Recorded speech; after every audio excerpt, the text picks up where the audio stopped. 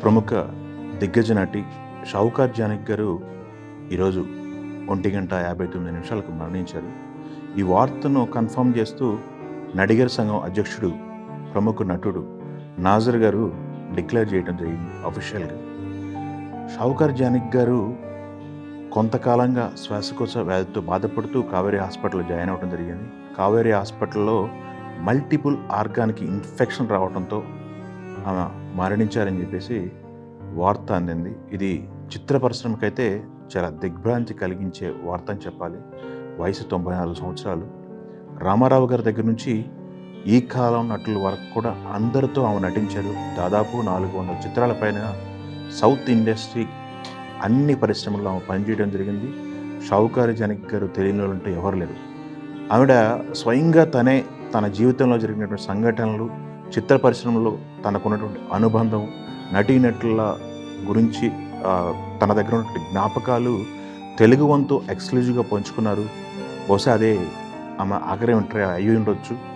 అది మరొక్కసారి ఆమె స్మృతుల్ని జ్ఞాపకం చేసుకుంటూ ఈ ఇంటర్వ్యూ మీకోసం.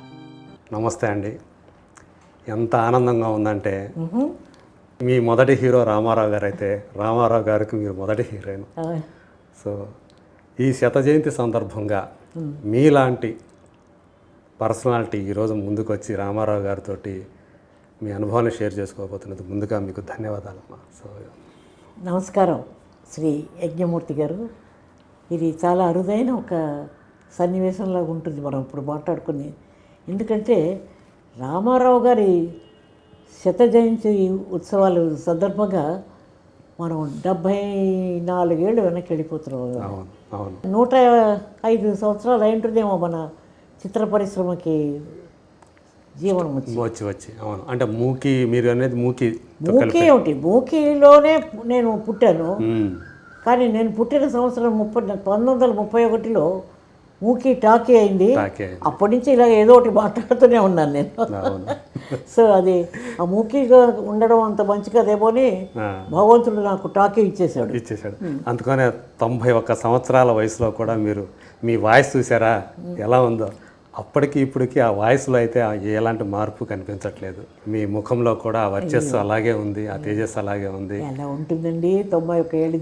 వయసు వల్ల ఎంత దాచుకున్నా దాకపోవచ్చు. ఒక్కటి మాత్రం దాచడానికి ప్రయత్నిస్తేనే ఇంకా త్వరగా వయసు అయిపోతుంది. అవును. దాన్ని మనం గ్రేస్ఫుల్గా యాక్సెప్ట్ చేసుకుంటేనే బాగుంటుంది. సో ఇప్పుడు నేను రామారావు గారి దగ్గరికి వస్తే, అసలు రామారావు అనే ఆ పేరు తలుచుకుంటే, ఎన్టీఆర్ అనే 3 అక్షరాలు తలుచుకుంటే మీకు మొదటగా జ్ఞాపకం వచ్చేది ఏంటమ్మా? నా మొదటి చిత్రంలో రామారావు గారు నాకు హీరో అని చెప్తున్నప్పుడు అర్థం కాలే. రామారావు గారు ఎవరిని, నేనెంత కొత్త వారు అంత కొత్త. అప్పుడు నేను పెళ్లి చేసుకొని చేతిలో సర్టిఫికెట్తో సినిమాకి వచ్చాను. వారు కూడా వివాహం చేసుకొని సినిమాలోకి వచ్చారని విన్నాను. అది నిజం అనుకుంటాను, నాకు తెలీదు. మొదటి రోజు వాళ్ళు తీసిన షాట్, ఆ లాస్ట్ షాట్ తీశారు. చంద్రుడు వీళ్ళకి పెళ్ళైన తర్వాత పైకి వస్తుంది తాంబూలం తీసుకొని. అవును. అంతకుముందు సీన్లో ఆయన చెప్పే డైలాగ్ ఏమిటంటే, కాఫీ ఎక్కడ ఉంది తాగమని చెప్పరా అని పోలాయ్ అని ఆ పని మనిషి అబ్బాయిని పిలుస్తుంది. వాడు ఒక చవటలాగా ఇటు ఇద్దరు మధ్య నలిగిపోతుంటాడు. ఆ రోలు పద్మనాభం గారు చేశారు. ఆ సినిమాలో చాలామంది కొత్త వాళ్ళు ఆ తర్వాత ఎక్కడికో వెళ్ళిపోయారు. రంగారావు గారు, రేలంగి గారు, ఈయన గోవిందరావు సుబ్బారావు గారు, చాలా పెద్దగా శాంతకుమారి గారు. షాట్లో తాంబూలో ఒకటి పెట్టాను, తినమని చెప్పరా అంటే, ఆ చేతికి అందిస్తే కానీ తినని చెప్పరా అంటారు ఆయన రామారావు గారు. అలా చూసిపోతుంది నిర్ఘాంతపై ఆయన తేజస్సు, అందం అలా చూస్తూ అలాగే నిలబడిపోయాను నేను. అంటే బాగా సుబ్బులు అంటే పల్లెటూరు వేషం కాబట్టి తలంచుకోవడమో లేకపోతే ఇంకెక్కడో చూడడమో తప్ప ఆయనతో డైరెక్ట్గా మాట్లాడే అలాంటి క్యారెక్టర్ కాదు నాది. అందులో చాలా అమాయకురాలు, పల్లెటూరు పిల్ల. అప్పుడు సంప్రదాయాలు ఏంటంటే భర్త వైపు కన్నెత్తి డైరెక్ట్గా చూడకూడదు. ఎక్కడో చూస్తే ఎక్కడో మాట్లాడుతూ ఉంటుంది. చేతికి అందిస్తే కానీ తీసుకోవాలని చెప్పరా అంటే, అయితే నోటికి అందిస్తాను ఆగమని చెప్పరా అంటుంది. ఆ సీన్లో ఆయన వర్చస్సు, ఆ తేజస్సు, ఆ అందం చూసి ఎవరైనా ముగ్ధులైపోతారు నిజంగా. ఆ సినిమా కంటే ముందు ఆయన కొన్ని క్యారెక్టర్స్లో మన దేశం అనుకుంటాను. మొదట మనకి స్క్రీన్ మీదకి వచ్చింది మాత్రం మన దేశమే. ఈ సినిమాతో అసలు మళ్ళీ వెనక్కి తిరిగి చూడలేదు ఆయన. అవును, అంత అందం. అసలు ఆ సినిమా చూసిన వాళ్ళందరికీ ఏమిటో ముగ్ధులైపోయారు ఆయన మొహం చూసి. అందరూ సెట్లో ఉండేవాళ్ళందరూ అట్లాగే. అంత ఆ రోజుల్లోనే ఫస్ట్ పిక్చర్లోనే అంత సటిల్గా అంత నాజుగ్గా యాక్ట్ చేసి అసలు ఆ మనిషిలోనే ఉందండి అది. ఆయన ఆ రోజుల్లోనే ఆయన జాతకం ఆయనే రాసేసుకున్నారు, నేను ఇలా చేస్తాను, ఆ తర్వాత అక్కడికి ఎగిరి ఎత్తుకెళ్ళిపోతాను. ఆ రోజు రామారావు గారి గురించి మాట్లాడాలంటే ఒకటి కొత్త అనిపించలేదండి. అంత సటిల్గా అంత నాజుగ్గా అంత ముద్దుగా యాక్ట్ చేశారు. ఆ రోజు రామారావు గారి గురించి మాట్లాడడం ఈజీ. తర్వాత ఆయన ఎదిగిన హిమాలయ ఎత్తులకు ఎదిగిపోయి ఆయన సాధించినవన్నీ చూస్తే ఆయన గురించి మాట్లాడేంత చాతుర్యం, అసలు ఆ భాషా పరిజ్ఞానం నాకుందా, నేను సాహసిస్తున్నానేమో అనిపిస్తుంది ఇవాళ. ఎక్కడికి వెళ్ళిపోయాడండి ఆయన నిజంగాను. కానీ మీరు దాదాపు ఒకే టైంలో మొదలు పెట్టిన వాళ్ళు ఇండస్ట్రీలో. ఇద్దరం, ఆయన కొత్త నేను కొత్త, మాకేమీ తెలీదు అసలు అప్పటికి. 1949-50 ప్రాంతాల్లో మేము ఇద్దరం కొత్త వాళ్ళమే. నాకెంత తెలుసో సినిమాను గురించి రామారావు గారికి అంతే తెలుసు ఆ టైంలో. ఆ తర్వాత ఆయన ఎదిగిన హైట్స్ చూస్తే హిమాలయ పర్వతాలను మించి వెళ్ళిపోయారు. ఆయన సాధించిన ఒక విజయవంతమైన ఒక జీవితం అది ఇంకొకరికి సాధ్యం కాదేమో అని అనిపిస్తుందండి. అవును, ఆయన కేవలం నటుడుగా మాత్రమే కాదు, ఆయన తెలుగు భాష మీద, తెలుగు ప్రజల మీద ఆయన పెట్టుకున్న మక్కువ, ఆ ప్రేమ, ఆ వాత్సల్యం తెలుగుదేశాన్ని సృష్టించి ఆ తర్వాత 2 సార్లు వారు ముఖ్యమంత్రిగా పాలించారు. చాలా మంచి ఇవన్నీ చేశారు. వారు ఎన్నో సంక్షేమ కార్యక్రమాలు ప్రవేశపెట్టారు, చాలా వరకు చేశారు. వారితో నేను చాలా సినిమాలు చేసినట్టు నాతో ఒక స్వభావం ఏమిటంటే చేసిన సినిమాల గురించి ఓకే అయిపోయింది కదా, నెక్స్ట్ ఇదేమిటి అని ఆలోచిస్తూ ఉంటాను అంతే తప్ప అవన్నీ రాసుకోవడాలు, గుర్తుపెట్టుకోవడాలు, నా క్యారెక్టర్ కూడా మర్చిపోతాను ఒక్కోసారి నేను. అంటే ఒకటి 2 సమాంతరంగా నేను చూసుకోవాల్సి వచ్చేది. నా కుటుంబం, నా పిల్లలు, నా సంసారం, ఇటువైపేమో సినిమా, నా వృత్తి. వాళ్ళ కోసమే కదా వచ్చాను, పిల్లల కోసం వచ్చాను. ఎట్లాంటి పరిస్థితుల్లో వచ్చానో ఇప్పుడు తలుచుకుంటే నిజంగా నేను ఇవన్నీ చేశానా, ఇన్నాళ్ళు నేను ఈ మనుగడతో ఉన్నానా ఈ సినిమా ఇండస్ట్రీలో. అయిపోయినాయి కదండి. 91 మొన్న డిసెంబర్లో పూర్తయినాయి నాకు. 92లో అడుగు పెట్టాను. ఇప్పుడు వారిని గురించి మాట్లాడాలంటే నా వల్ల అవుతుందా అని కూడా సాహసించి చెప్పగలుగుతానా అని అనుకున్నాను. మీరు అడుగుతున్నారు కాబట్టి, మీరు నాకు పరిచయం కాబట్టి ధైర్యం చేస్తున్నాను 4 మాటలు చెప్పడానికి. మీరు ఫస్ట్ ఆ సినిమా చేసినప్పుడు ఒక్కరికొక్కరు ఏమైనా కాంప్లిమెంట్ చేసుకునేవాళ్ళ? అసలు అలాంటిది జరిగేదా? ఆయన మాట్లాడుకునే వాళ్ళం కాదు. ఆ క్యారెక్టర్స్ ఎలాగో, ఆ సూపర్ క్యారెక్టర్ అది, అందులో పల్టూరు. అవును, అసలు కన్నెత్తి అవ్వబోయే భర్తని కూడా చూసే క్యారెక్టర్ కాదు. బట్ వెళ్తుంది, వస్తుంది, మాట్లాడుతుంది. పట్ట వాళ్ళకి శుభ్రం లేదురా అని అన్నప్పుడు ఆ పనివాడిని తోలేసి ఆయన వచ్చి నిల్చొని పుస్తకాలు అందిస్తూ ఉంటాడు. అప్పుడు ఒకసారి ఇలా తిరిగి చూసి అయ్యయ్యో నేను పోలాయి అనుకున్నాను అని అంటే పరిగెత్తిపోతుంది అనమాట. అట్లా ఒక చాలా ఇన్నోసెంట్ క్యారెక్టర్ అది. నాకు యాక్టింగ్ తెలియదు అప్పుడు. ఆ సీన్ చెప్పేసేవారు. పైగా నా అదృష్టం ఏమిటంటే ఎల్వి ప్రసాద్ గారు డైరెక్టర్ ఆ సినిమాకి, ఘంటసాల గారు మ్యూజిక్, తర్వాత ఏమో Marcus బాట్లే, one of the best cameraman in India. India ఎక్కడైనా సరే మార్కస్ బాట్లే అయినా పేరు తెలియకుండా ఎవరు ఉండరు అప్పుడు. ఆయన కెమెరాలో ఒక్కొక్క మా క్లోజప్స్ అవన్నీ అంత అందంగా వెన్నెలలాగా ఉండేవన్నమాట. అంతే సంతోషపడ్డాను తప్ప సినిమా టెక్నిక్ కానీ అసలు ఏమి ఆ కెమిస్ట్రీ కానీ ఏమీ తెలియదు అనమాట. బట్ రామారావు గారిని చూస్తూ అలా ఉండిపోయేదాన్ని నేను. తర్వాత చాలా సినిమాలు చేశాను అనుకోండి. పిచ్చి పుల్లయ్యలో ప్రేమలో పడిపోలేదా ఆయన? ప్రేమలో పెళ్ళి అయ్యి వచ్చాము, ఆయన పెళ్లి చేసుకొని వచ్చారు. అలాంటి ఉద్దేశం ఎక్కడికి తావులేదనుకోండి. అలాంటి దానికి ఒక గురుభావం ఏర్పడింది తర్వాత ఆయన ఎదుగుడు చూసి. అంతే తప్ప ప్రేమ అలాంటి వ్యవహారాలు ఏమీ ఛాన్సే లేదు.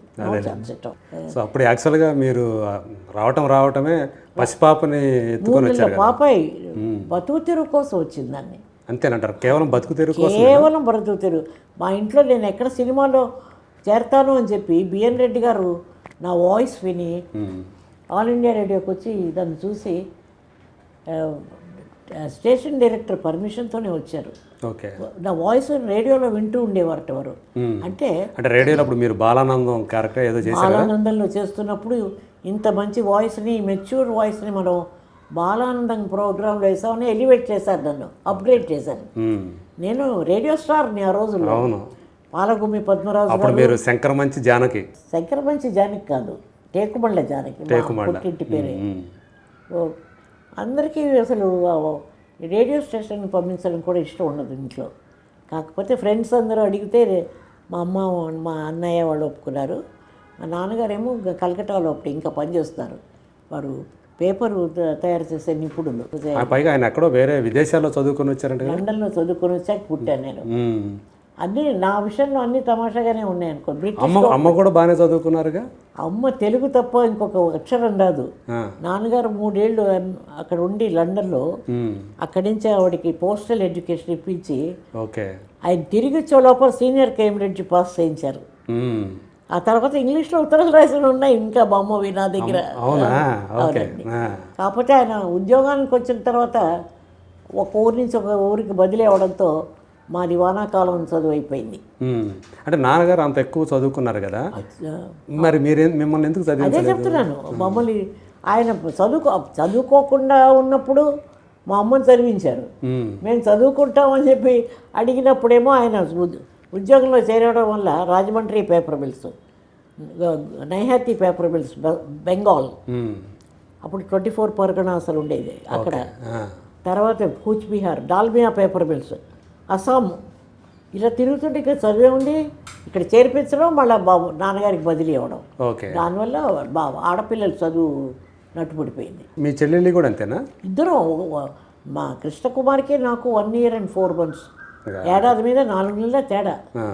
ఆవిడైతే బెంగాల్లోనే పుట్టింది. ఓకే. మమ్మల్ని పెద్దగా పట్టించుకోకపోయినా మమ్మల్ని బాగా పెంచారు. చదువు విషయంలో కొంచెం దెబ్బతిన్నా అటు ఇటు. క్రమశిక్షణ, మర్యాదలు, పెద్దవాళ్ళని గౌరవించడం, అలాంటివన్నీ చాలా సంస్కారవంతమైన కుటుంబం అది. మరి మీరు అంత చిన్నప్పుడే మీకు పెళ్లి చేస్తామని ఇది వచ్చినప్పుడు మంచి క్వశ్చన్ అడిగారు మీరు. ఈ రేడియో దాంతో ఆయన అడగడం, గుణసుందరి కదా అని సినిమా తీస్తున్నాను, అమ్మాయి అందులో యాక్ట్ చేస్తావా అని అడిగారు. ఎగిరి గంతేసి నాలో ఎక్కడో ఉండుంది అది. నేను చేస్తానండి అన్న. ఇంటికి వెళ్తే పడ్డాయి దెబ్బలు. మమ్మీ సినిమాలో యాక్ట్ చేస్తానని అడిగారమ్మా, నేను యాక్ట్ అయిపోతున్నానంటే నేను రేడియో స్టేషన్ పంపించింది తప్పు అని ఆవిడన్నారు. మా అన్నయ్య కొంచెం స్ట్రిక్ట్, కొంచెం నాకంటే 7 ఏళ్ళు పెద్ద. అమ్మ దీన్ని త్వరగా పెళ్లి చేసేయాలి, ఇదేదో చూస్తే సినిమా ఉంటుంది, ఇది సినిమాలోకి వెళ్ళిపోయేటట్టుంది అని. ఈ సంబంధం ఏదో మంచి సంబంధం, మా చుట్టాలే, గుంటూరు, శంకరమంచి శ్రీనివాసరావు గారని మాట్లాడారు. పెళ్లి చూపులు అవి అయ్యి చాలా అందంగా. మా వాడకి ఎందుకు నచ్చిందంటే ఆయన సిగరెట్లు అలవాట్లేవు, తాగుడు అలవాట్లేదు, చాలా కుటుంబ పద్ధతిలో ఉన్న ఒక మంచి అల్లుడిని వెతికేశారు వీళ్ళు. అప్పుడు ఏంటంటే ఏ వ్యసనాలు లేకపోతే మంచి వాళ్ళు అన్న తర్వాత రావచ్చు కదా, పెళ్ళైన తర్వాత వ్యసనాలన్నీ అది ఆలోచించుకోలేదు వాళ్ళు. చాలా మంచిగా, చాలా అందంగా ఉన్నాడు, చాలా బాగుండేవాడు నిజంగానే. నాకు ఇప్పుడు ఎందుకు పెళ్ళి అన్న థాట్ ఉండింది. ఎందుకు పెళ్లి చేస్తారో కూడా తెలియదు, వయసు అండి 15 ఏళ్ళు, ఏం తెలుస్తుంది. అది సంబంధం తన పెళ్లి చూపుల్లో నేను నచ్చేసాను వాడికి. సరే పెళ్లి చేసేసారు, అయిపోయింది. నేను సినిమాలో చేరతానని పెళ్లి చేశారు.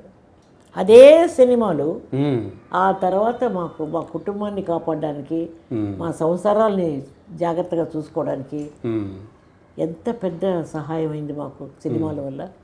రాకూడదని చేశారు కదా.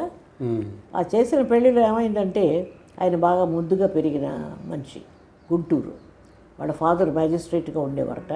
3 అన్నదమ్ములు, మంచి ఫ్యామిలీ అన్నమాట, పెద్ద ఫ్యామిలీ. కానీ ఆయనకి మాత్రం అన్యాయం చేశారు మిగతా వాళ్ళు. ఆయనకి లేకుండా మిగతా వాళ్ళు పనిచేసుకున్నారు, ఆస్తులు గీస్తులు. ఆ 2 ఏళ్ళపేటలో ఎంత పెద్ద ఇల్లు ఉండేది వాళ్ళకి. అట్లా కూడా ఒకరికి పంచకుండా మిగతా వాళ్ళు పని చేసుకోవటం. ఈ చివరి ఆయన పాపం ఇంటర్మీడియట్ చదువుతున్నప్పుడు ఆయన భాగం అనేది ఏమి ఇవ్వకుండా సొంతం చేసుకున్నారు అందరూ. ఓహో. సరే ఇంక చూస్తే మాకు అప్పుడు ఎంత సిగ్గు అంటే మీకు జీతం ఎంతండి అని అడగడం కూడా తెలియదు. రేడియో సూపర్వైజర్గా పనిచేస్తున్నారు ఆయన అప్పటికే. ఇంటర్మీడియట్ పాస్ అయ్యారు. మనిషి మాత్రం చాలా హ్యాండ్సమ్గా చాలా గ్రాండ్గా ఉండేవాడు. కాకపోతే కొంచెం ముద్దుగా పెరిగిన పిల్లవాడు, చివరి పిల్లవాడు. ఆయనకి తెలియదు ఇంట్లో ఆస్తి అంతా వాళ్ళు పనిచేసుకున్నారని. మా పెళ్లి టైంకి ఆయన దగ్గర ఏమీ లేదు. మా నాన్నగారితో చెప్పారు ఆయన, ఇలాగా మేము సత్యనారాయణపురం విజయవాడలో కాపురం వెళ్ళాం. నాకు పెద్దగా వంట వచ్చేది కాదు, అప్పుడు ఏమీ తెలిసేది కాదు. వంకాయ కూరలో మెంతులు వేసేసేదాన్ని. చేదుగా ఉండేది, అయినా కూడా పాపం ఏమనుకోకుండా కూర బాగుంది, ఈసారి మెంతులు వేయకుండా చేయి జానకి అని చెప్పేవారు అనమాట. ఓకే. అట్లా ఉండేది మా బతుకు.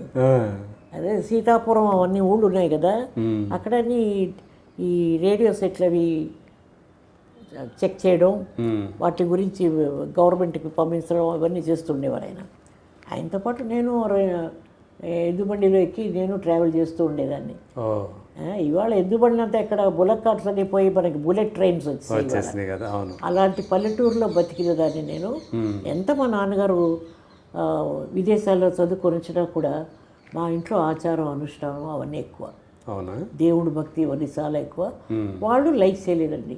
వరవిక్రయం అని ఒక సినిమా వచ్చింది భానుమతి గారితో. ఆ సినిమా చూడడానికి ఒప్పుకోలేదు. ముందు పెద్దవాళ్ళు చూసి వచ్చేవారు. పిల్లలు చూడదగ్గ సినిమా అయితే 100% పిల్లలు చూడవచ్చు అనుకుంటే మమ్మల్ని ప్యూర్నిచ్చి సినిమా చూపించేవారు. ముందు మా నాన్న అమ్మ చూసి వచ్చేవారు. అందులో ఆవిడేదో వరకట్నం గొడవల్లో ఏదో నూతులో ఏదో పడిపోయే సీన్ ఉందట, నాకు తెలియదు, నేను చూడలేదు కదా. భానుమతి గారు ఆ సినిమా యాక్ట్ చేస్తున్నప్పుడు నాకు 8 ఏళ్ళు. పెద్దగా సినిమాలు చూసిన వాళ్ళం కాదు మేము. కాకపోతే తర్వాత ఇలా సినిమాల్లోకి వచ్చామన్న ఇది మొత్తం ఫ్యామిలీ అందరూ ఎదురు తిరిగారు. మమ్మల్ని ఎవరిళ్లలోకి రానిచ్చేవారు కాదు. అంటే మీ అంతా మీకే కలిగిందా చెయ్యాలని? లేదండి, నేను చెప్పాను ఆర్థిక పరిస్థితి. వేరే పని చేసుకోవచ్చు, వేరే ఉద్యోగం ఏదైనా చేసుకోవచ్చు. దానికి ఎడ్యుకేషన్ కావాలి, మీకు ఏదో పట్టాదారి ఏమైనా ఉండాలి, లేదు ఏదైనా స్పెషలైజ్ చేసి ఉండాలి. 15 ఏళ్ళకి ఏం చదువు ఉంటుంది? చదువు ఎక్కువ లేదు. దుర్గాబాయి అమ్మ గారి ఆంధ్ర మహిళా సభలో చేరాం. ఆ టైంలో మీకు పుట్టింటి వాళ్ళ సపోర్ట్ ఏం రాలేదా? ఒకసారి పెళ్ళి అయిన తర్వాత మాలో ఏమిటంటే మళ్ళీ అవి పెళ్లి చేసి పంపించేసిన తర్వాత పుట్టింటి మీద భారం వేసే స్వభావం కాదు. నాకు కూడా ఇష్టం ఉండేది కాదు, నాకు అస్సలు ఇష్టం ఉండేది కాదు. ఇంక పెళ్లి చేసి పంపించేశారు వాళ్ళు మనల్ని, వాళ్ళ పాటికి వాళ్ళు ఉన్నారు.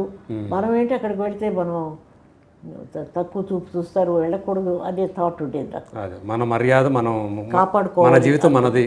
అలాంటప్పుడు నేను ఆలోచించాను, ఈయన సంపాదన చాలడం లేదు, ఎంతని అడిగే ధైర్యం నాకు లేదు.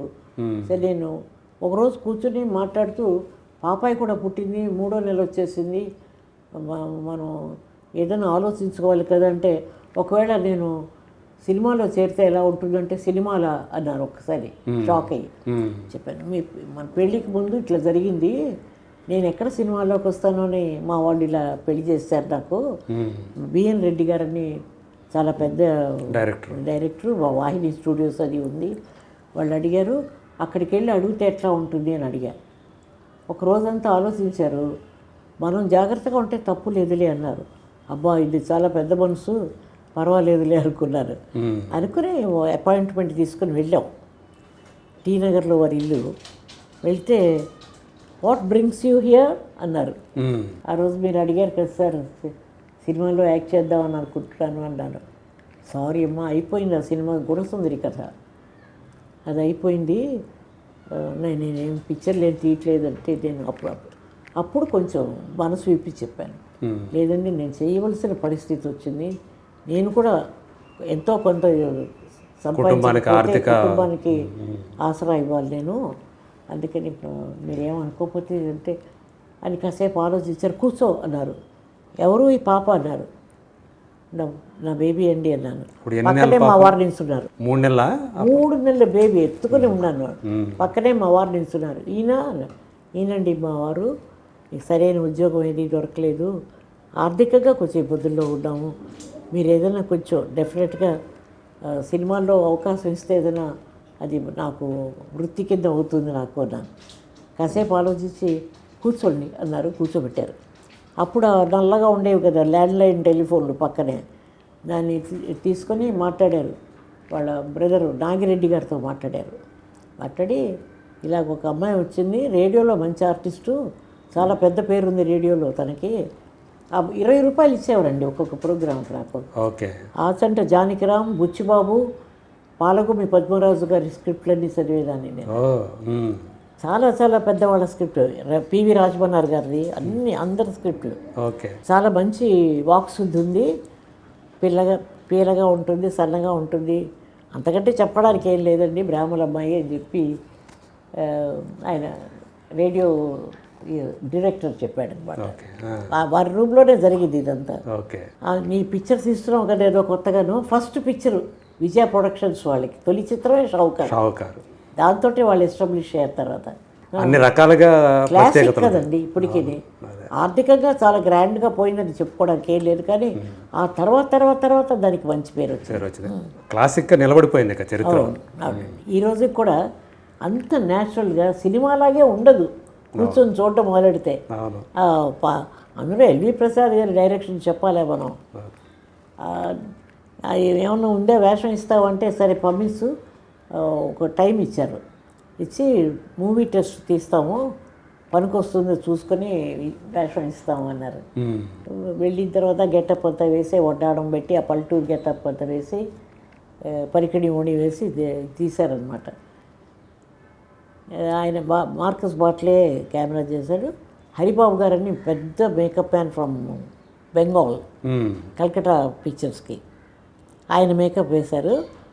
అంతే 2 నెలలు అయింది, ఏమీ కబురు రాలేదు. నా మొహానికి ఎవడిస్తాడులే వేషం, కండెమైపోయాను అనుకున్నాను. సడన్గా ఒకరోజు ఎల్వి ప్రసాద్ గారు, నాగిరెడ్డి, చక్రపాణి గారు అందరూ వచ్చేసారండి మా ఇంటికి. ఇంటికి కారు వేసుకొని వచ్చేసారు. వచ్చాయి, ఏమో 4 ప్రేమ కుర్చీలు ఉండే. పరిస్థితి అంత బాగాలేదు కదా. వస్తున్నారని కబురు లేదు మీకు? ఏమీ లేదు వచ్చేసారు స్ట్రైట్గా. మీరు అప్పుడు ఏం చేస్తూ ఉంటున్నారు? ఏముందండి, ఇంట్లో ఉన్నాను అంతే. లేదు, అన్నీ అయిపోయి పాపాయితో కూర్చుని ఉన్నాను నేను. ఓకే. పాపతో కాలక్షేపం చేస్తున్నారు.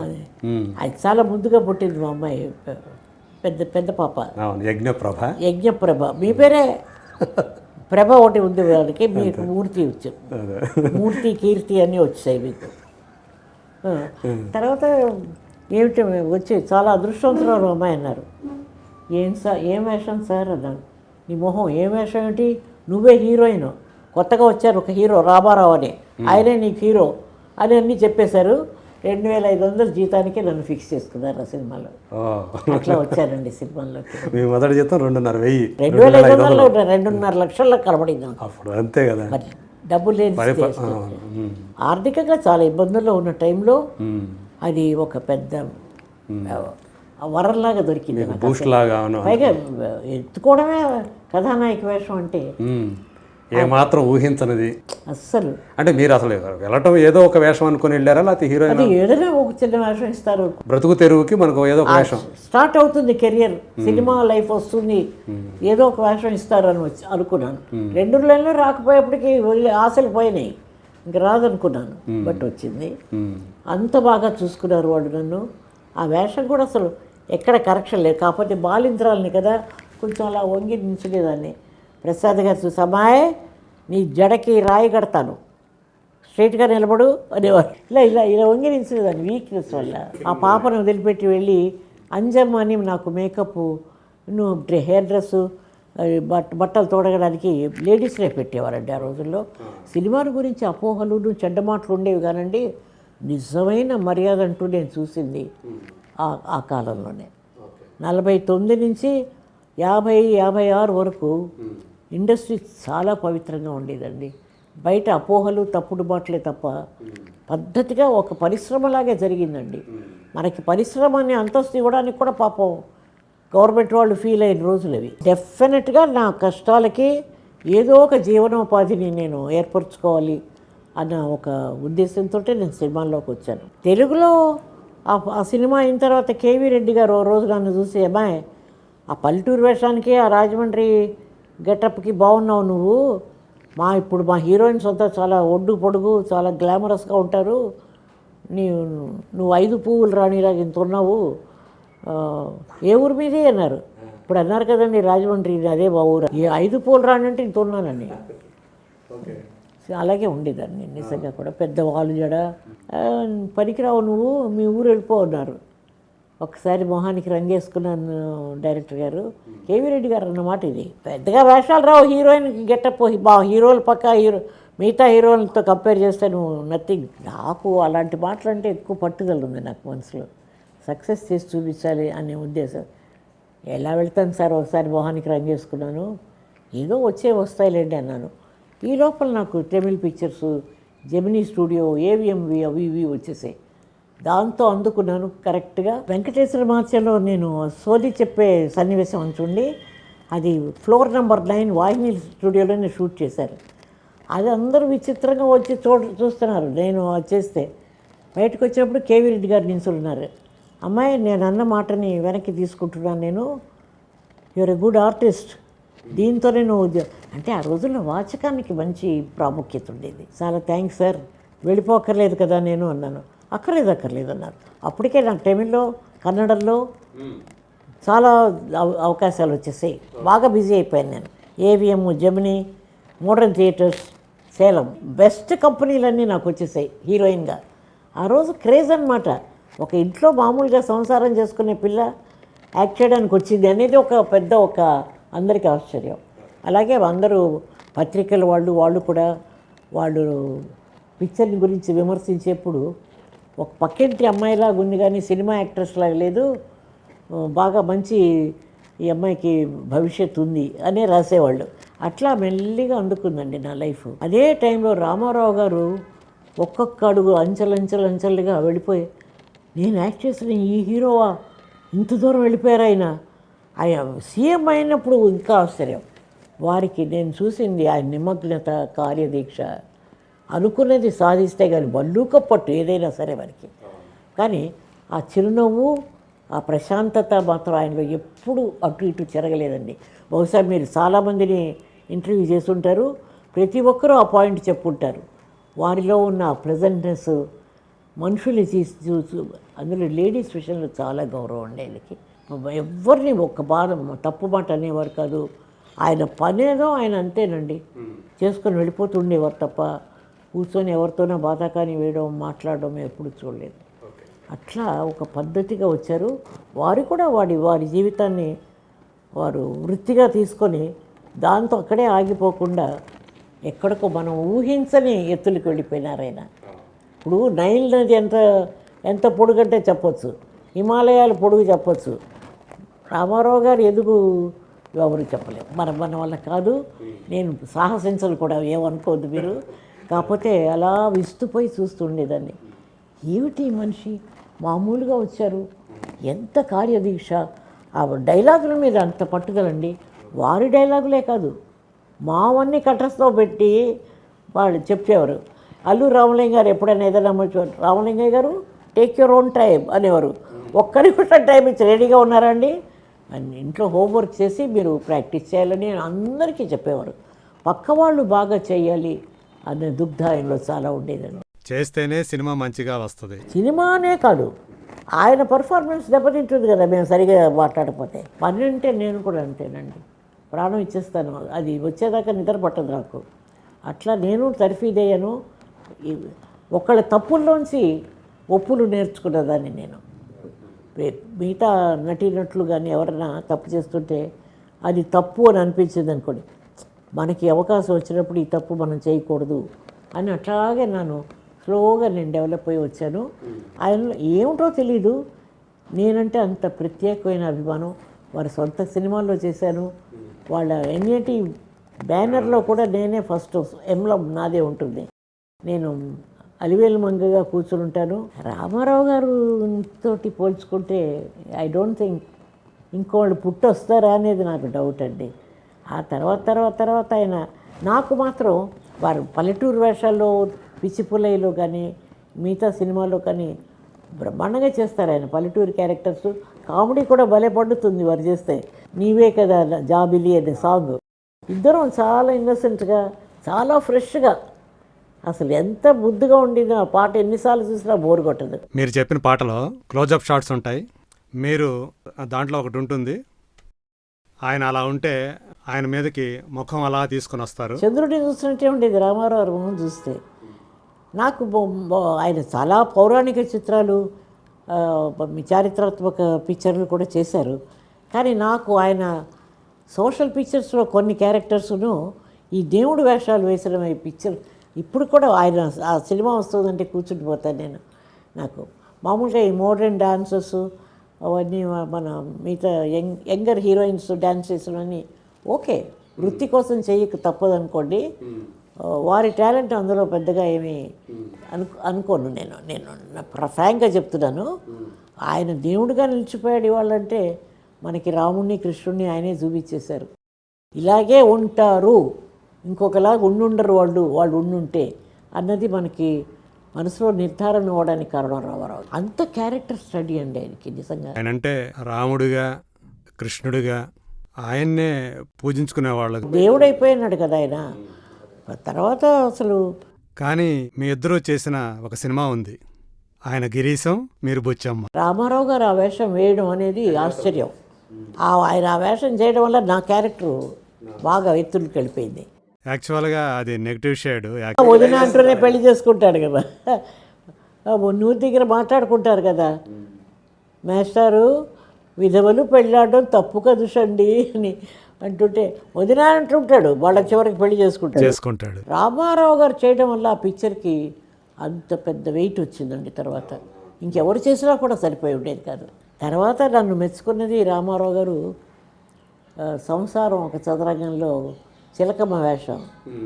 పని మనిషి చీపురు కట్ట పెట్టుకొని అందరినీ తోమేస్తూ ఉంటుంది ఇంట్లో కదా, తనే అంత మొత్తం ఇనిషియేటివ్ తీసుకొని అందరినీ తిడుతూ ఉంటుంది. తల్లిదండ్రులు చూడడం వాడు నా కొడుకు ఎవడు బాగుపడ్డంటే ఏమంటున్నావు అంటాడు ఆయన హీరో. నా కొడుకు గురించి మాట్లాడుతున్నాను బాబు అంటుంది మళ్ళా. ఆ భాష కూడా చాలా మంచి డైరెక్టర్స్, మంచి కెమెరామెన్, మంచి రైటర్స్ ఉంటే మాకు బలం. దాన్ని పెట్టుకొని మేము ఉత్సాహంతో పనిచేస్తాము డెఫినెట్గా. మంచి రైటర్ అంటే అసలు ఆలోచించే పనే లేదు, చేసేయడమే అంతే. ఆయన కారణం జన్ముడండి రామారావు. ఒక మిషన్తో వచ్చాడు. తెలుగుతనానికి, తెలుగు భాషకి, తెలుగు వారికి ఒక అంతస్తునిచ్చి ఇవాళ ఓ స్టేటస్ ఇచ్చి మనల్ని వరల్డ్ మ్యాప్లో పెట్టింది రామారావు గారు. ఆయనకి ఎంత మక్కువ అంటే తెలుగు భాష అంటే, మేము చెట్లో ఉంటే చూసేవాళ్ళం కదా, ఆయన 15 అంతే. మిగతా వాళ్ళ డైలాగులు కూడా ఆయనకి కట్టేస్తూ వచ్చు, వాళ్ళని కరెక్ట్ చేసేవారు ఆయన. దానికి గారు అనే మాట్లాడేవారు. ఆ లేడీస్కి ఇచ్చే మర్యాద మాత్రం హ్యాట్స్ ఆఫ్ అండి. ఆయన ఎక్కడ మిస్బిహేవియర్ కానీ ఒక తప్పుడు మాట కానీ వచ్చేది కదండి వారి నోట్లోంచి. ఆ సంస్కారం ఎక్కడో పెరిగి చదువుకొని వచ్చిన వారికి ఆ ఇండస్ట్రీ ఆయన్ని పాడు చేయలేకపోయింది చివరిదాకా. ఇండస్ట్రీ వాళ్ళ ఈ గౌరవం పెద్ద నిజమైన ఇండస్ట్రీ అనిపించుకున్నది రామారావు గారు. ఒక విధంగా మాట్లాడంటే నాగేశ్వరరావు గారే భయపడేవారు ఈయన వచ్చిన తర్వాత. ఈ స్టేచరు, ఈ పర్సనాలిటీ, అందం, ఆ వాయిస్, కంఠం మనం ఇంతేలే అనుకున్న రోజులు ఉన్నాయి నాగేశ్వరరావు గారు. కానీ ఆయన కృషి వల్ల ఆయన అలా వచ్చాడు. చదువుని బాగా సద్వినియోగం చేసుకున్నారు వారు. ఆ చదువు చాలా హెల్ప్ అయింది దానికి. ఒక్కొక్కటి క్యారెక్టర్ స్టడీ. ఇప్పుడు పౌరాణికంగానే చారిత్రాత్మకంగానే సినిమా చేయాలంటే దాంతో కూర్చునేవారు, స్క్రిప్ట్లు పెట్టుకొని 10 ఆలోచన అడిగి దాని న్యూయాన్సెస్ ఏమిటో చూసుకొని అన్నీ కరెక్ట్గా చేసుకునేవారు ఆయన. ఆయనకి ఇంకో పని లేదండి. సినిమా అనేది ఆయనకి ఒక తపస్సులాగా అయిపోయింది చివరికి. ఆయన ఎవరు కదపలేరు. ఇంకా వచ్చే యంగర్ జనరేషన్స్ కూడా ఆ యువతరం నేర్చుకోవాల్సింది వారి దగ్గర నుంచి. ఒకళ్ళకి టాలెంట్ ఉంది, వీళ్ళలో ఆ శక్తి ఉంది అనుకుంటే రామారావు గారు ఊరికే పోనిచ్చేవారు కాదు. అమ్మ, నాకు తెలిసి ఆయన మీ జాతకం కూడా చెప్పారంట కదా? మీరు ఎక్కడో చూసారా? ఇప్పుడు మాట్లాడుంటాను. అవునండి, నిజంగా చెప్పారు. రే చుక్క పగటి చుక్క. అవును, అది వాహిని స్టూడియోలో నేను మేకప్ వేసుకుంటే నా వెనకాల నిల్చున్నారు, అలా అద్దంలో చూస్తున్నారు. జానకి గారు, మీకు చాలా వయసు అయిన తర్వాతే గుర్తింపు ఆనర్స్ అన్నీ జరుగుతాయి, మీకు బిరుదులు వస్తాయి అన్నారు. చిన్న వయసు కదండి అప్పుడు. అప్పుడు ఎందుకు సార్ ఇప్పుడు రాకుండా అని నా రియాక్షన్. నిజంగా అండి ఆశ్చర్యం, ఎలా చెప్పారో తెలియదు. ఆయన జాతకం కూడా చెప్తారు, ఆయన ఎస్ట్రాలజర్ కూడా చెప్పారు. మీ నిజంగా మీ జాతకం చెప్పారా? జాతకం అంటే ఇది చెప్పడం తప్పు ఇది కదండి.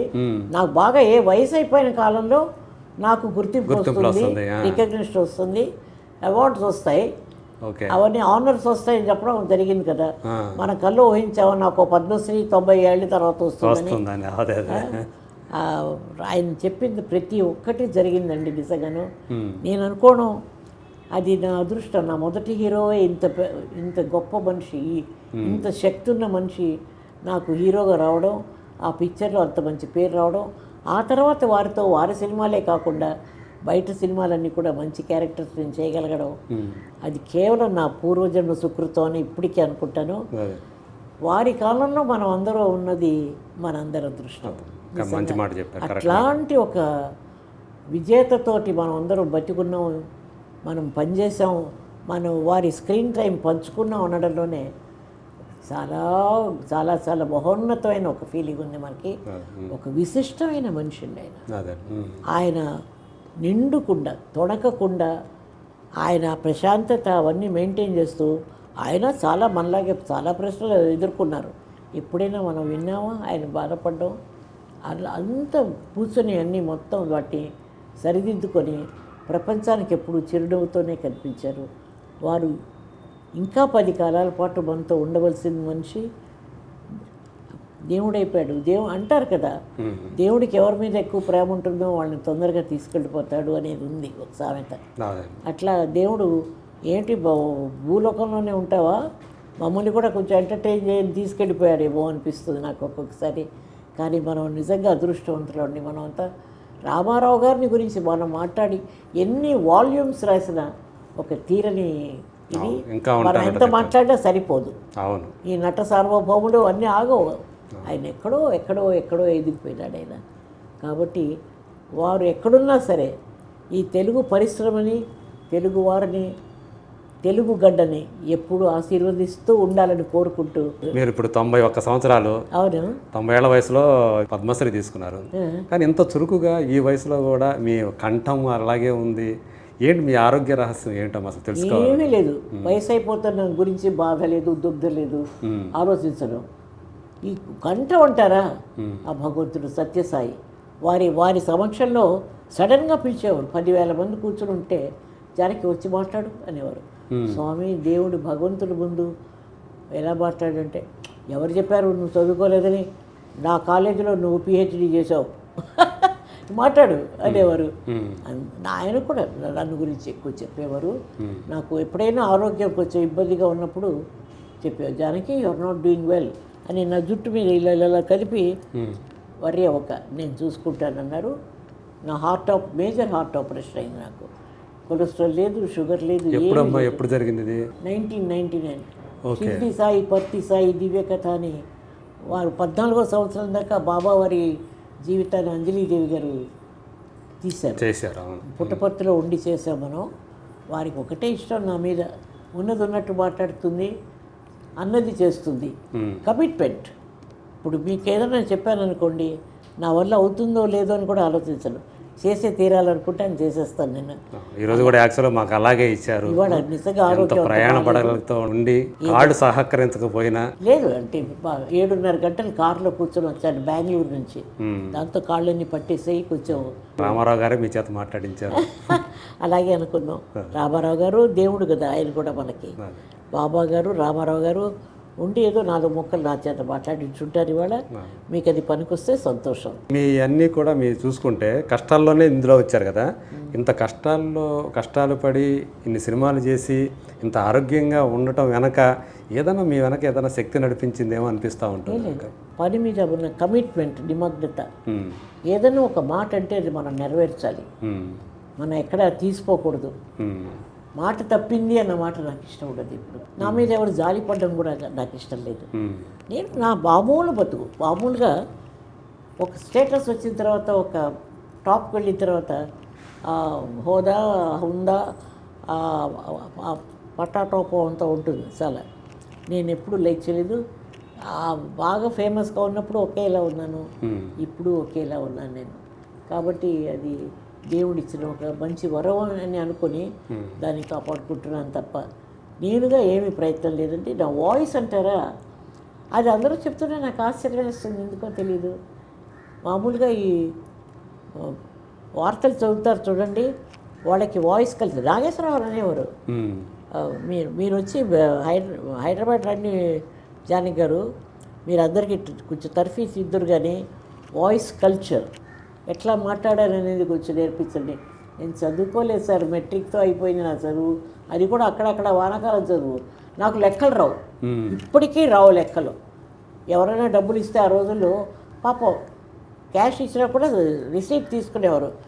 ఎవరైనా మనం రామచంద్ర లాంటి వాళ్ళని కూర్చోబెట్టి లెక్కబెట్టు, నాకు బోరు, ఈ డబ్బు లెక్కబెట్టు. డబ్బు మనిషికి అవసరం, ఎంత అవసరం, డబ్బే ప్రపంచం కాదు. కానీ కరోనా ఇవన్నీ వచ్చిన తర్వాత డబ్బు చాలా అవసరం అయిపోయింది మనుషులు. డబ్బు సంపాదించడం కోసమే మీరు సినిమాలోకి అడుగు పెట్టారు.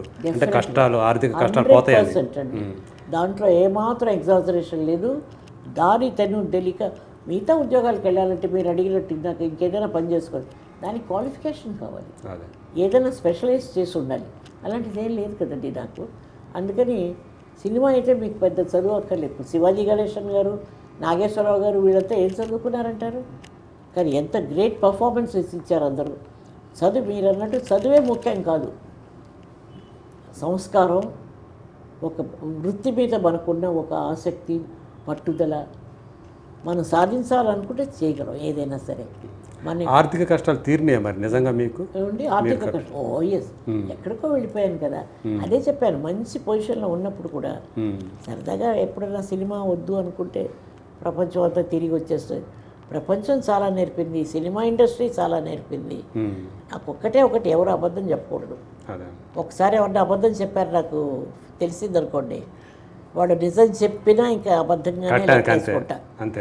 పొరపాటు కూడా అబద్ధం చెప్పకూడదు. పిల్లల్ని కూడా అలాగే పెంచాను, క్రమశిక్షణతో పెంచాను పిల్లల్ని, సినిమాకి సంబంధం లేకుండా పెంచాను. కాకపోతే మా చెల్లెలు సినిమా ఆర్టిస్టు, మేమిద్దరం తెలుగు డామినేట్ చేసింది, నేను తమిళ్ డామినేట్ చేశాను. పిల్లల్ని చూసుకోవడం కోసం హిందీ పిక్చర్లు వెళ్ళలేకపోయాను, 3 చేశాను అంతే. పర్వాలేదు, మనకుండే మన భాష మీద గౌరవం ఉంటుంది కదా. భాష నేర్చుకోవడంలో చాలా ఫాస్ట్ నేను, ఒక 5 భాషలు మాట్లాడగలను నేను. 5? ఓకే. అంటే ఇప్పుడు తెలుగు, తమిళ్, ఇంగ్లీషు, హిందీ కూడా మాట్లాడతారు, ఇంకా వేరే ఏం మాట్లాడతారు? కన్నడ, ఈ 5 భాషలు మాట్లాడగలను. అది నాకు బాగా దోహదం అయింది, నాకు హెల్ప్ చేసింది లైఫ్లో. బట్ నేను ఇలాంటి గొప్ప డైరెక్టర్స్తో, ఇలాంటి గొప్ప నటీనటులతో యాక్ట్ చేయడం అనేది ఇట్స్ ఎ గ్రేట్ థింగ్. నాకు అది మాత్రం ఒక అదృష్టంగానే భావిస్తున్నాను ఈ రోజుకి. మరి మిగతా వాళ్ళు ఎట్లా ఫీల్ అవుతారో తెలీదు. కేవలం ఆయన నటుడుగానే చూడలేదు, అంత ఎత్తులకి ఎదిగిన మనిషి నటుడు కాదు, అంతకంటే గొప్పది ఏదైనా ఉంటే మాట అనొచ్చు మనం. రామారావు గారు చిరంజీవిగానే ఉండిపోతారు ఆయన ఎప్పటికీ. తెలుగు ఇండస్ట్రీ కాదు, తెలుగు ప్రజలు, తెలుగుతనం ఉన్నంతకాలం రామారావు గారు అలాగే ఉంటారు. వారిని తలుచుకోకుండా ఒక్కరోజు కూడా జరగదు ఎవరికి. నేను అడిగాను రమణ గారిని, ఎలా ఫీల్ అయ్యారు సార్ 10 ఏళ్ళు ఆయనతో వర్క్ చేశారంటే. ఖచ్చితంగా ఏది ఉన్నా నిక్కచ్చిగా మాట్లాడేస్తారు, ఫ్రాంక్గా మాట్లాడే స్వభావం అయిందని మంచి కాంప్లిమెంట్ ఇచ్చారు ఎన్వి రమణ గారు. ఏమనుకుంటారో చెప్పేస్తారు, డెఫినెట్గా దాచుకోరు, మాట్లాడతారు చెప్పారు నాకు. నన్ను పిలిచి గౌరవించినప్పుడు పద్మశ్రీ, నేను అనుకున్నాను ఆ పద్మశ్రీ వచ్చి అంత పెద్ద, నేను దాంట్లోకి వెళ్తున్నప్పుడు ఆ భవనంలోకి వెళ్ళి ఆ గ్రాండ్యూరు, ఆ రీగాలిటీ అంతా చూసినప్పుడు, రామారావు గారు మీరు చెప్పింది నిజమైందండి, నేను ఊహించింది ఇది ఒకటి జరిగిపోయిందండి నాకు అని ఎంత సంతోషపడి ఉండేవారో పాపం. ఈ వయసులో నాకు వచ్చింది అనేది, ఈ వయసునే కాదు నాకు వచ్చింది. దాని గురించి నేను ఎప్పుడు గొప్పగా ఎప్పుడు అనుకోను, ఏమో పెద్ద సాధించేశారు అనుకోను. ఆ డ్యూటీ చేసుకుంటే కూడా మీరు సినిమా తీస్తే, మీ పిక్చర్లు యాక్ట్ చేస్తే అయిపోయింది అనుకోండి, వాట్ నెక్స్ట్ అని నెక్స్ట్కి వెళ్ళిపోతుంటా అంతే తప్ప. అలా వచ్చే నాకు, అలా చేయకపోతే 500 సినిమాలు ఎలా చేశాను నేను. ఇప్పుడు ఈ వయసులో కూడా మీరు ఒక సినిమా చేశానండి, అది కూడా టైటిల్ కూడా ఎక్కువ నచ్చింది నాకు, అన్నీ మంచి శకునములే. కాబట్టి ఇవాళ రామారావు గారి గురించి నాకు తెలిసింది కాస్త మాట్లాడడానికి ఇవాళ మీరందరూ అవకాశం ఇచ్చారంటే మీ అందరికీ కృతజ్ఞతలు చెప్పుకోవాలి. నేను వారిని తలుచుకొని రోజు ఉండదు, ఎందుకంటే షావుకారులోనే అసలు నా హీరో ఆయన, నేను ఆయనకి హీరోయిన్, అదే ఏదో చిన్న క్యారెక్టర్స్ మన చేసేవాడిని మరి చేసింది అవన్నీ కాదు. ఆయన హీరోగా అంత గ్లామరస్గా అంత అందంగా వెలిగిపోయిన సినిమా షావుకారు. అవును. ఇంకా ఆ తర్వాత వెనక్కి తిరగలేదు ఆయన షావుకారు నుంచి. ఆయన స్థాయిలో ఆయన దిగిపోయారు, మీరు కూడా నటిగా మంచి పేరు తెచ్చుకున్నారు. ఇతర భాషల్లో నాకు ఎక్కువ ప్రాముఖ్యత వచ్చింది. తెలుగు చేసిన కొన్ని సినిమాలు కూడా అన్ని ఆణిముత్యాలు లాంటి సినిమాలు చేశారు. నాగేశ్వరరావు, రామారావు అట్లా చేసినవన్నీ కూడా. రామారావు గారు ట్రీట్మెంట్ అండి, సెట్లోకి వెళ్తే ముఖ్యంగా ఆడవాళ్ళని ట్రీట్ చేసే పద్ధతి ఆయన మరి ఎక్కడి నుంచి ఆ సంస్కృతి వచ్చిందో ఆయనలో నాకు తెలీదు. చాలా గ్రేట్ అండి ఆయన ఆ విషయంలో. మా పిల్లలు ఎక్కువ చేస్తుంటుంది ఆయనతో సినిమాలు నేను నాకంటే కదా. అవునవును, కృష్ణకుమార్ గారు అంటే ఆయన హైట్కి ఆవిడ పర్సనాలిటీ నాకు నా సంగతి తెలుసు. అలాంటి క్యారెక్టర్స్కి నేను అంతగా తప్పను. అక్కా చెల్లెళ్ళు ఇద్దరు కూడా ఒక కథానాయకుడితో చాలా సినిమాలు చేశారు. మీరు చాలా సినిమాలు చేశారు, మీకంటే ఎక్కువ కృష్ణకుమార్ గారు ఎక్కువ చేశారు. కాంతారావు, నాగేశ్వరరావు, జగ్గయ్య గారితో, రామారావు గారితో చాలా ఎక్కువ చేసేది. కృష్ణరాజు గారి ఫస్ట్ ఫిల్మ్ చిలకా గోరింకలు, ఆమె హీరోయిన్, ఈయన సీనియర్. ఆయన అప్పటికి ఆయన మామూలుగా ఉండే ఫస్ట్ ఫిల్మ్ ఆయనకి. వెళ్ళిపోయినప్పుడు అనుకున్నాను, అవును, చిలకా గోరింకల్లో చూశాను కృష్ణతోటి, మా చెల్లెలతోటి అనుకున్నాను నేను. సో మీ చెల్లెలు మీ తర్వాత ఒక 1.5 yearకో 2 ఏళ్ళకో వచ్చారు కదా. అవునండి, 2 years అయింది. మీరే చాలా సందర్భాలు చెప్పారు, కృష్ణ చాలా అందగత్తా. ఓ ఎస్, చాలా గర్వపడేదాన్ని నేను. తెలుగు ఇండస్ట్రీని ఏలేసింది కదా అదే. తనే తనుగా కొంచెం ఎక్కడన్నా ఉండేది, అరే నా చెల్లెలు ఎదిగిపోతుంది. ఇప్పటికే లేదు, ఈ రోజుకి లేదు. తనకేమన్నా ఉండింది అప్పుడు ఎప్పుడైనా ఎవరైనా మీ అక్కయ్య మిమ్మల్ని ఇంటర్వ్యూ చేశారా అని అడిగారు అనుకోండి, అబ్బే లేదు, నన్ను థియేటర్లో సౌందరరాజన్ అయ్యంగారు అని ఒక ప్రొడ్యూసర్ చూసి బుక్ చేశాడు అని ఆవిడ అంటుంది. కానీ నేను ఎప్పుడు కూడా ముందు ఎవరైనా ఇంటర్వ్యూకి బెంగళూరుకి వస్తే కూడా ఏమంటే వాళ్ళ ఎస్టేట్లో చిన్న చోటు కొనుక్కొని సాయి కుటీర్ చిన్న ఇల్లు కట్టుకొని నా రిటైర్మెంట్కి ఎట్లా నేను ఉంటే బాగుంటుంది అనేది బాబా చెప్పడంతో నేను బెంగళూరు షిఫ్ట్ అయిపోయి, మా అమ్మగారు కూడా అనేవారు, రిటైర్మెంట్లో దగ్గర ఉండండి అక్క చెల్లెళ్ళు ఇద్దరు, సినిమాలు చేసినంత కాలం దూరం దూరం అయిపోయినారు. మీ అక్క చెల్లెళ్ళు ఇద్దరు కలిసే ఉన్నారు కదా చాలా కాలం. ఉన్నాము, 4 ఏళ్ళు అయింది అంతే కదా తను వెళ్ళిపోయి. అవును, ఆ ముందు చాలా కాలం కలిసే ఉన్నారుగా మీ ఇద్దరు. 20 ఏళ్ళు, 20 సంవత్సరాలు. అదే వాళ్ళ ఎస్టేట్లోనే ఇల్లు కట్టుకున్నా కదా, రోజు వాకింగ్. అంటే వాళ్ళ ఎస్టేట్ అని వాళ్ళ ఎస్టేట్ అంటున్నారు, అంటే వాళ్ళకి ఎస్టేట్ ఉందా కృష్ణకుమార్ గారు? అవును, 8.5 ఎకరాలు ఉండేది, 5 అమ్మేసి 3.5 ఎకరాల్లో నేను ఒక మూల ఒక చోటు కొనుక్కొని వాళ్ళ దగ్గర నుంచి వచ్చి ఇల్లు కట్టుకున్నాను. ఇక్కడ చెన్నైలోనే కదా? మిగతా అంతా ఖాళీగానే ఉంది. ఓకే, ఇప్పటికి ఉందండి అది? అక్కడ కదా నిన్న షూటింగ్ జరిగి నిన్న మొన్న నాకు. ఓకే, నందిని రెడ్డి గారి సినిమా కదా చేశాను నేను. ఓకే, దాంట్లో జరిగింది అనమాట. అక్కడే నేను రాలేనన్నాను హైదరాబాద్. సో అట్లా మీరు మీ చెల్లెలతోటి మీకు మంచి అనుబంధం అంటే ఆ రకంగా ప్రేమించారు మీరు కూడా? సినిమా గురించి, సినిమాలో జరిగేవన్నీ మాట్లాడుకునేవాళ్ళం మేము. తను రిటైర్ అయిపోయింది, నేను తడప ఏదైనా ఇలా మంచి క్యారెక్టర్ వస్తే చేస్తాను. ఇది తమాషా క్యారెక్టర్లేండి ఇప్పుడు నేను చేసిన తెలుగు సినిమా. అదే బహుశా లాస్ట్ అవుతుందేమో, ఇంకా చేయాలని లేదు. అవునా? ఆ దేవుడి దయ, మన ఇష్టం వచ్చినట్టు ఏం జరగదు. మీది చూసుకుంటే మీ పిల్లలు, మీరే ఫ్యామిలీ, మీకు అంతా సంతృప్తికరంగా అమెరికాలో ఉన్నారు. పెద్ద పాప ఇప్పుడు చూసారు ఇక్కడే మెడ్రాస్లో ఉంటుంది, మనవరాలు ఇక్కడే ఉంది, ముని మనవరాళ్ళు ఉన్నారు, ముని మనవాళ్ళు, నా ఒక కొడుకు, నా ఇంకొక 2 మనవాళ్ళు, 3 అక్కడ అంతా అమెరికాలో సెటిల్ అయిపోయారు. అందరూ క్షేమంగా ఉన్నారు, వాళ్ళ పన్ను వాళ్ళు చేసుకుంటూ కంఫర్టబుల్గా ఉన్నారు అందరూ. కృష్ణకుమార్ గారికి లేరు కదా? పెంచుకున్నది, సొంత కూతురు కాదు, లేట్ మ్యారేజ్ కదా. సినిమాలు వద్దనుకుని వచ్చి మార్వాడి ఆయన పెళ్లి చేసుకుని, కేతాన్ అని ఆయన కూడా పోయారు, ఆయన లేరు. ఆయన ముందు పోయారు, తను ఒక 4 ఏళ్ళకి ఊడిపోయింది. మంచి జీవితం, బ్యూటిఫుల్గా ఎంజాయ్ చేశారు, అంతా బాగుంది. బట్ కొరత అనేది ఉంటుంది కదండి, తన సొంతం కానప్పుడు మనస్పర్ధలు వచ్చినప్పుడు కొరత ఉంటుంది కదా. అంతా ఆ అమ్మాయికే రాసి ఇచ్చేసింది. మీకు మిమ్మల్ని బాగా గౌరవంగా చూసారా? జానకి అని పిలిచేది అంతే, మూరార జానకి. ఏడాది మీద 3 నెలలు తేడా అండి, పెద్ద తేడా లేదు. కవల పిల్లలాగా ఎదుగుతున్నాం, సడన్గా ఒడ్డు పొడుగు అయిపోయి గ్లామర్ తయారైంది. అది నాకు క్యారెక్టర్లో గ్లామర్ అవసరం అయితేనే నా గ్లామర్, లేకపోతే మామూలు అందరూ అన్నట్టు పక్కింటి అమ్మాయిలాగా ఉండేదాన్ని అంతే. మీ చెల్లెల్లో మీకు బాగా నచ్చిన క్యారెక్టర్ మీకు సినిమా ఏది? అలా లేదు, తను కనిపిస్తేనే ఇష్టం అంతే. సినిమా వస్తుందంటే అన్నీ చూసేస్తాను. ఓకే, ఏమిటో అది అంతే కదా, నీకు నాకు సినిమాలోనే కనిపించాలి తను. ఇంకొక చెల్లెలు కూడా ఉన్నారు కదా మీకు? పోయారు. ఓకే, మొత్తం ముగ్గురు కదా మీరు అక్క చెల్లెలు? ముగ్గురు అక్క చెల్లెళ్ళు, బ్రదర్స్ ముగ్గురు, ఓకే ఒక్కడే ఉన్నాడు, ఇద్దరు పోయారు. ఒక అన్నయ్య ఒక తమ్ముడు పోయారు. ఓకే, ఆఖరి వాడు ఉన్నాడు. అవునా? వాడు నా పెళ్ళికి నాకు 15 ఏళ్ళప్పుడు మా అమ్మకే వాడు పుట్టాడు. ఓకే వాడు భాస్కర్ అని మంచి జాబ్లో ఉన్నాడు. ఓకే, అతని పిల్లలంతా బాగా న్యూజిలాండ్లో సెటిల్ అయిపోయారు. అందరు బాగున్నారండి. ఆ సైడ్ నుంచి ఏమీ కొరత లేదు. అదే కాకపోతే ఒంటరిదాన్ని అయిపోయాను నేను. నా స్వార్థం కోసం మీ పనులు మానేసి మీ జీవితాలన్నీ మార్చుకొని నా దగ్గర వచ్చి చూడడానికి అడిగే మనిషిని ఏం కాదు. అదేనండి. వాడు స్వతంత్రం వాడది.